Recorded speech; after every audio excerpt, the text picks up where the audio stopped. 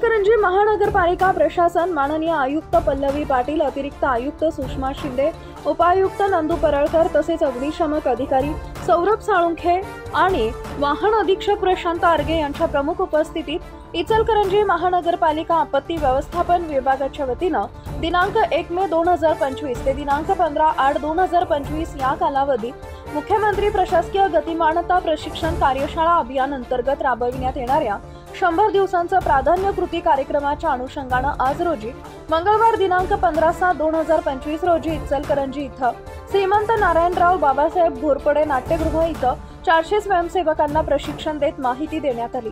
आपत्ती व्यवस्थापनाचा महत्त्वाचा भाग म्हणून त्या अंतर्गत येणाऱ्या सर्व अत्यावश्यक साहित्य सामग्रीचं याविषयी सविस्तर माहिती स्वयंसेवकास देण्यात आली। महापालिकेचे आपत्ती व्यवस्थापन प्रमुख संजय कांबळे यांनी आपत्ती निवारणाकरता 40 शिक्षित स्वयंसेवकांना प्रशिक्षण दिले। तसेच त्या प्रशिक्षित स्वयंसेवकांच्या शंका प्रश्नांचेही निराकरण करण्यात आले। चॅनल सबस्क्राइब करा, बेल आयकॉनचे बटन दाबा, सोबत शेअर करायला विसरू नका।